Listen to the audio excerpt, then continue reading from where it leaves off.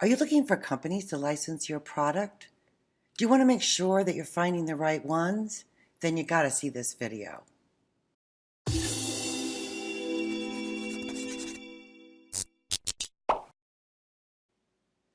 Hi everyone, I'm Alex Reed, the founder of Invent Insight, an online platform that offers affordable and free courses, resources, and guidance for the process of product licensing and product development. Now, finding the right companies to license your product, you absolutely have to watch this video. I cannot tell you how many people I've worked with over the years, and I mean creative, smart, successful people that get this wrong. I get it. Figuring out the right companies to submit your product to can get confusing. I mean, you've got manufacturers, brands, manufacturer reps, distributors, wholesalers, contract manufacturers, and the list goes on. But getting your product to the right company really is going to make all the difference in a potential licensing deal. So here's what I did. I pulled one of our lessons from a very popular course on Invent Insight, finding the right companies to submit your product to. And in this lesson, the video we're going to be reviewing today, it really maps it all out. So you will completely understand what types of companies license products. And it's going to help you speed up your process as well. So let's go take a look. In Module 1, Lesson 2, we're going to be looking at the industry as a whole. There's always so much confusion about which type of companies to submit your product to. There's manufacturers, retailers, wholesalers, brands, contract manufacturers. Many people go down the wrong road. So we created a basic flowchart that's going to help you understand the who's who does what in getting products to the retail market. And this is really going to help you to put everything in perspective so you can identify the right companies. Let's take a look at this chart. The goal of this organizational chart is to help you from a licensing perspective identify the right companies to submit your product to. So let's see who we have. Let's start in the center box, the company brand. Then up here at the top, we have contract manufacturers. To the left, distributors. To the right, manufacturers, reps. Retailers, private label. And then, of course, generating down from the center box, we have retailers and customers. And the retailers are both local and online. Going back to the center box here, this is kind of our heavyweight of this organizational chart. The company, and I put the word brand there, and you're gonna see how that relates. But the company that produces products and has brands, they have R&D department, research and development departments. They design products, and many of them will also license products. But they are the ones that invest in new products for the market. They have products made by either contract manufacturers or maybe they have their own factory. And they wholesale those products to retailers. Let's look at distributors. Distributors have a large network of retailers that they service. And that fact of their service is a very big part of how distributors work.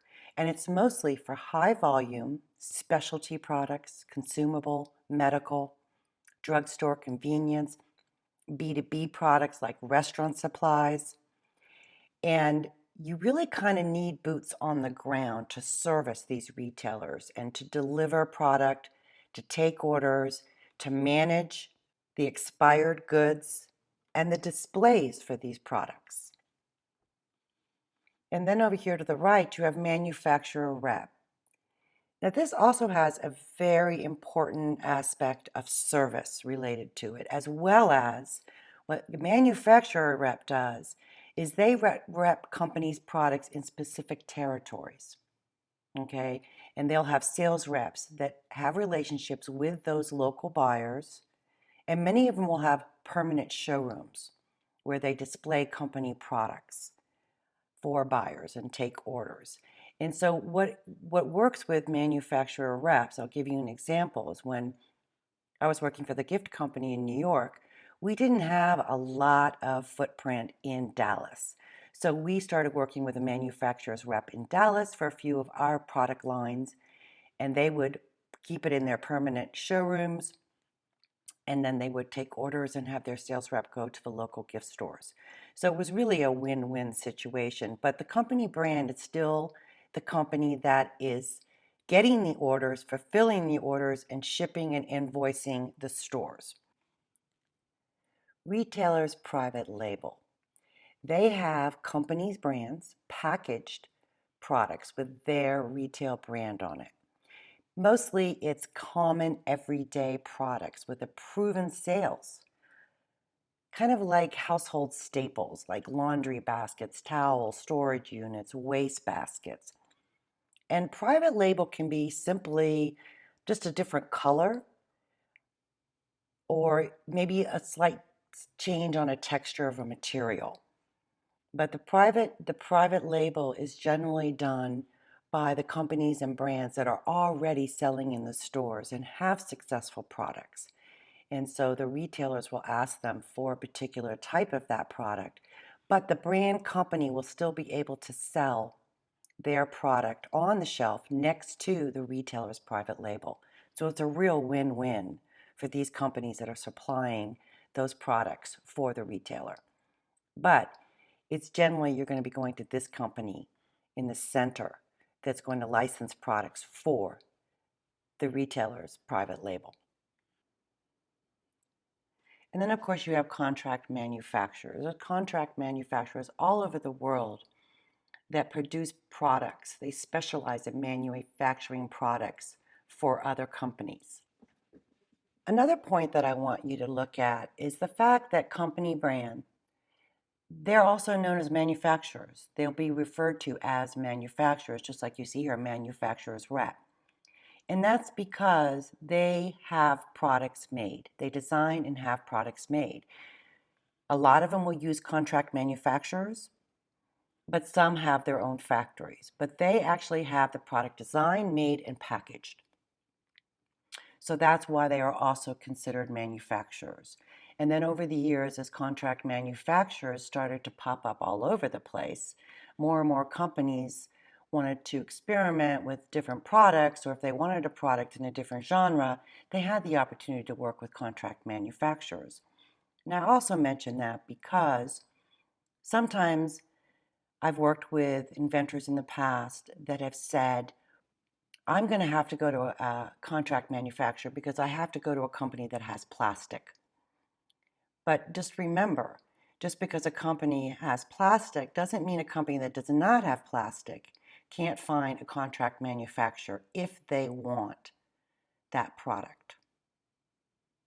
So for example, if a company has cutting boards and they're known for their grippy feet on the cutting boards and all of a sudden the trend is bamboo, then they can simply go to a contract manufacturer that's making bamboo boards and have their grippy feet put on it.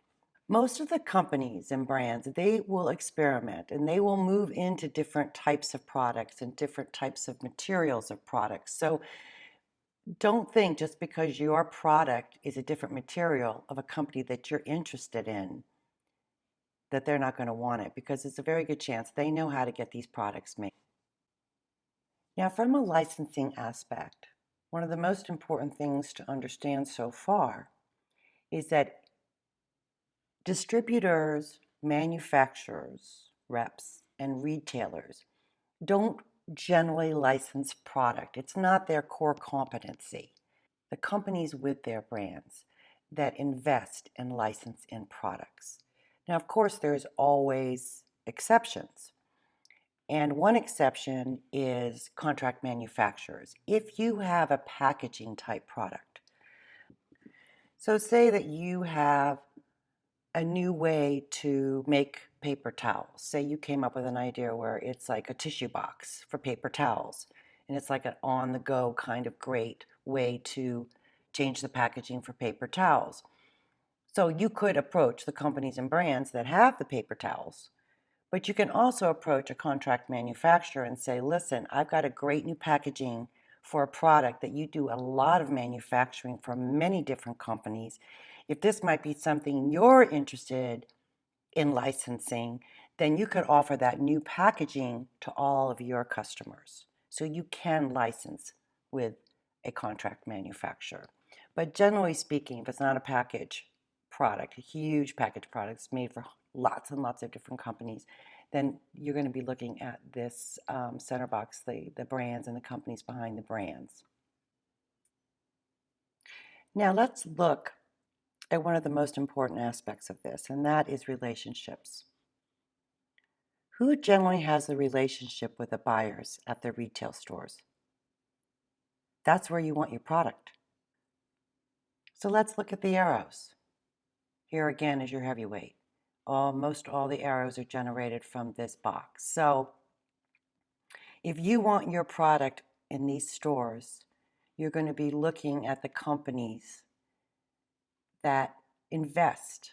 They invest in the trade shows where they have relationship with buyers. They invest in marketing materials. They invest in the brands. They invest in samples sent to retailers. They're the ones that mostly have the relationship with the retailers. And of course, that's also extended through their distributors and extended through their manufacturer reps. So this is where you're going to be looking for companies to submit your product. And one of the best markers to find those companies is by looking at brands. Brands are key to finding the right companies for your product.